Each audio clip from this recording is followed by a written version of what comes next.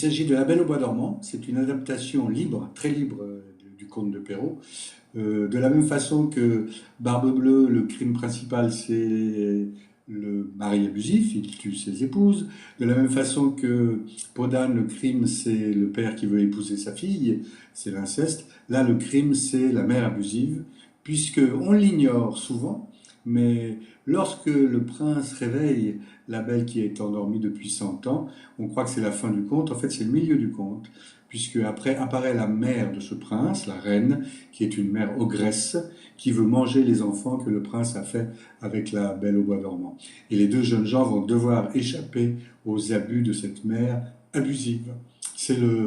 C'est la profondeur de ce conte-là. Ce qui m'intéresse, comme toujours dans les contes, c'est avec cet excès, avec cet impossible, de dénoncer et d'aller chercher les douleurs et les réels familiaux.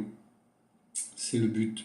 Et évidemment, de les amuser avec ça, tous les publics, les jeunes d'abord, mais tous les publics.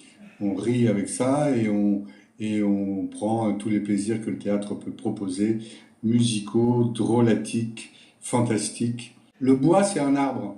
Plutôt que de faire un bois, on a construit un arbre et tout se passe, c'est un arbre qui bouge, qui est parfois lugubre et noir comme l'hiver, qui parfois est au contraire tout coloré comme le printemps. C'est pas un arbre réaliste avec des feuilles, c'est un arbre qui est fait de briques et de broc, comme un amusement que des enfants auraient fait pour faire un arbre.